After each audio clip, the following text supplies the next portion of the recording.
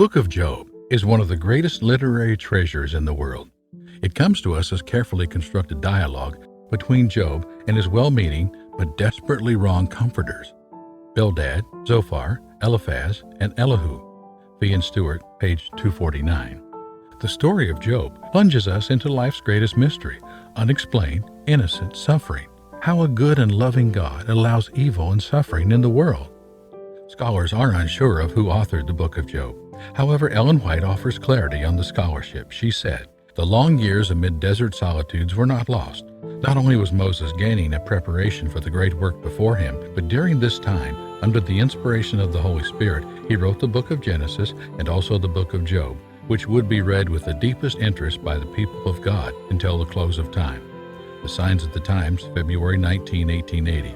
The entire drama of Job took place in the land of Uz. In the land of Uz, there lived a man whose name was Job. Job chapter 1, verse 1. While the book is fairly long, 42 chapters to be exact, the story is not overly complicated and can be outlined as follows. Introduction, which is written in prose. Job 1-2, Job is afflicted and his friends come to console him. And the body, which is written in poetry. Job 3 through 37:24, Job and his friends search unsuccessfully for a rational answer. Job 38:1 through 42:6, God answers Job's accusations with a series of questions. Conclusion, which is written in prose. Job 42:7 through 17, Job's friends are rebuked, and Job is restored. Introduction, which is written in prose. Job 1 and 2, Job is afflicted, and his friends come to console him. From the beginning, Job comes before us as a man who is blameless and upright, feared God, and shunned evil. This at once rules out the possibility that the suffering to come was triggered by sin. The author goes to great lengths to establish Job's impeccable character. Job was the greatest man among all the people of the East. He had 7 sons and 3 daughters. He was a very wealthy man. He owned 7,000 sheep, 3,000 camels, 500 yoke of oxen, and 500 donkeys, and had a large number of servants. The scene then transferred to heaven, where Satan, which means accuser, presented himself before the council of God. Satan challenged God, saying in effect, "No wonder Job worships you. He's got it made. You protect him. He's got health and wealth and a lovely family." Let's probe deeper. Satan was not essentially focusing on Job. He was questioning God's policy of blessing the righteous, which he believes is counterproductive to the development of true righteousness. Blessings encourage people to be righteous because of what they can gain from it. Satan's argument is righteousness purely for righteousness' sake does not exist, and indeed cannot exist in the system God operates. He suggests that his hypothesis can be tested by cutting off Job's blessings. God's policies are in trial, and not Job. Job is a byproduct of God allowing Satan to test his policies. God agrees to accept Satan's challenge. Job is Satan's test subject in his experiment. However, why would God agree to allow Satan to conduct his hypothesis on Job? And as we read, we anticipate that God will answer the question of why good people suffer. Unfortunately, the book never answers that question. Rather, the introduction is setting up to answer the real question the book is trying to get at. The question about God's policy of justice. This answer comes towards the end of the book. Ultimately, we will never know the real reason for Job's suffering. John Walton, Old Testament professor, said, "As I have taught Job to students over the years, the question frequently arises, what sort of God is this who uses his faithful ones as pawns in bets with the devil?" I would suggest that this question is based on a fundamental misunderstanding of the introduction. The scene in heaven, like the speeches of Job's friends, is part of the literary design of a thought experiment to generate discussion about how God runs the cosmos, his policies. The book of Job introduces us to a man who, by God's own admission, is blameless and upright, and who suffers for no reason. Job 2, verse 3. Remember now, we are preview to information that Job didn't have. Job is never told about that scene, nor would he have derived any comfort from it. Think for a moment how ludicrous the experience of Job was. How could a man lose everything he had in one day? Think of the absurdity of how it all came about. His oxen were stolen, his sheep incinerated, his camels carried off, his children crushed, and other than the 4 who survived to bring their master the disastrous news, all his servants died as well. John Nixon, page 16. Under the extreme circumstances, Job kept his faith. Satan went back to God again and said, Job still has his health.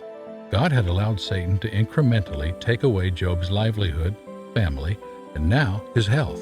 And it was at this point his wife got fed up and said, Are you still maintaining your integrity? Curse God and die. Which under the circumstances made sense. Job replied, You are talking like a foolish woman. Shall we accept good from God and not trouble? The introduction maintains that, in all this, Job did not sin in what he said.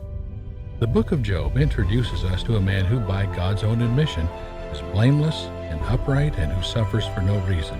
Chapter 2, verse 3. Can such a thing happen in God's good world? This is the theological and ethical question being explored in the poetic dialogues to follow. From the introduction, we transition into the body of the work. Body, which is written in poetry, Job 3 through 37:24. Job and his friends search unsuccessfully for a rational answer. Job 38:1 through 42:6. God answers Job's accusations. The introduction came to an end when Job's friends, Bildad, Zophar, Eliphaz, and Elihu, came to comfort him. They sat with Job in silence for 7 days out of respect for his mourning. After 7 days, Job speaks, beginning a conversation in which the four men seek a rational answer for Job's affliction. Job begins by cursing the day he was born and sharing the blackness of his perplexity in 5 whys. 11. Why did I not perish at birth and die as I came from the womb? Verse 12. Why were there knees to receive me and breasts that I might be nursed? 16. Or why was I not hidden away in the ground like a stillborn child, like an infant who never saw the light of day? Verse 20. Why is life given to those in misery and life to the bitter of soul? 23. Why is life given to a man whose way is hidden, whom God has hedged in? Eliphaz, speaking from experience and his observation of comforting other people, believes that Job's agony must be due to some sin Job has committed, and he urges Job to seek God's favor. Bildad and Zophar agree that Job must have committed evil to offend God's justice and argue that he should strive to exhibit more blameless behavior. Bildad surmises that Job's children brought their deaths upon themselves. Even worse, Zophar implies that whatever wrong Job has done probably deserves greater punishment than what he has received. Job responds to each of these remarks, growing so irritated that he calls his friends worthless physicians who whitewash their advice with lies. Chapter 13, verse 4. After making pains to assert his blameless character, Job ponders man's relationship to God. Job knows he is not any great sin. He is puzzled by God's actions and irritated by his friends' accusations. Job turns bitter and accuses God of injustice in the way he runs the universe. He demands his day in court, wanting to stand before God and present the case for his innocence. Duvall and Hayes, page 432. Job's friends are offended that he scorns their wisdom. They think his answers are crafty and lack an appropriate fear of God, and they use many analogies and metaphors to stress their ongoing point that nothing good comes of wickedness. A fourth person showed up, a younger, spirit-filled man by the name of Elihu. Elihu had a different approach. He suggested in his dialogue that the suffering of Job may have a higher purpose. The young Elihu believes that Job has spent too much energy vindicating himself rather than God. Elihu explains to Job that God communicates with humans by 2 ways, visions and physical pain. He says that physical suffering provides the sufferer with an opportunity to realize God's love and forgiveness when he is well again, understanding that God has ransomed him from an impending death. Chapter 33, verse 24. Elihu's response set the stage for a divine response. Before we examine God's response, let us pause. The friends' error lies in their view that there is an observable connection between sin and adversity, justice and reward, in their reduction of God's justice.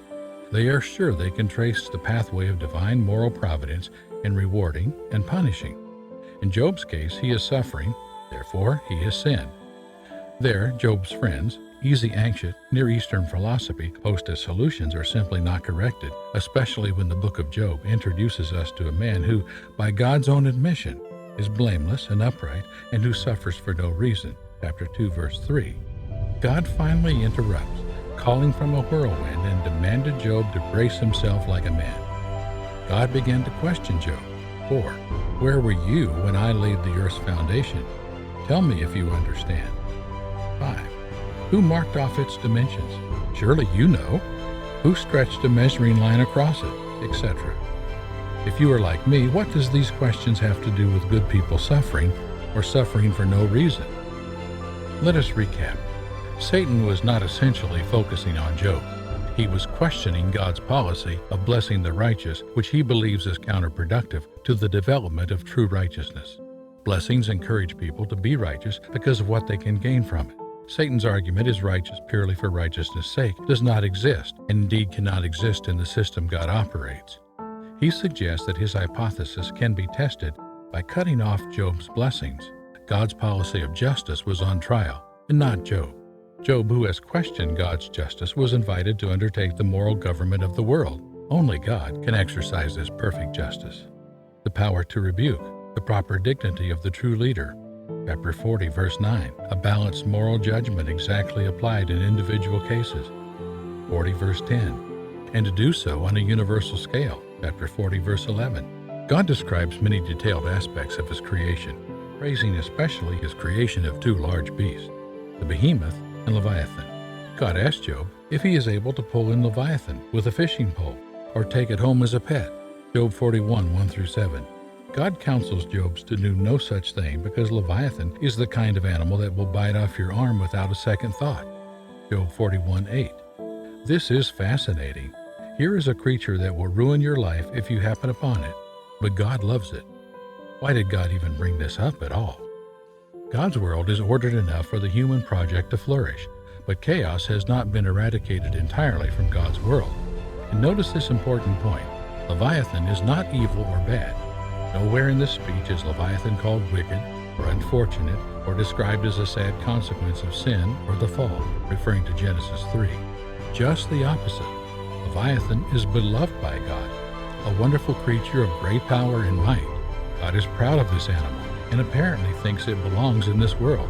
Just don't touch it, or it will annihilate you. Point. Good and evil are mingled, and calamities come upon all. Ellen White. Overwhelmed by the encounter, Job acknowledges God's unlimited power and admits the limitations of his human knowledge. All of a sudden, the book concludes with a short epilogue, Job 42. First, God says that the friends were wrong. Their ideas about God's justice were too simple, not true to the complexity of the world or God's wisdom. What is essential to the purpose of the book is that Job vindicates God's policy of blessing righteous people by maintaining his integrity even when he is not being blessed for it, hence proving Satan's hypothesis, righteousness purely for righteousness' sake, does not exist, and indeed cannot exist in the system God operates, wrong. Then God says that Job has spoken rightly about him. This is surprising, however, can't apply to everything Job said. Even though Job drew hasty and wrong conclusions, God still approves of Job's wrestling and how he approached God honestly with all his emotion, only wanting to talk to God himself. God says that the right way to process through these issues is through the struggle of prayer. The book concludes with Job having his health, family, and wealth restored, not as a reward for good behavior, but simply as a generous gift from God. And that's the end.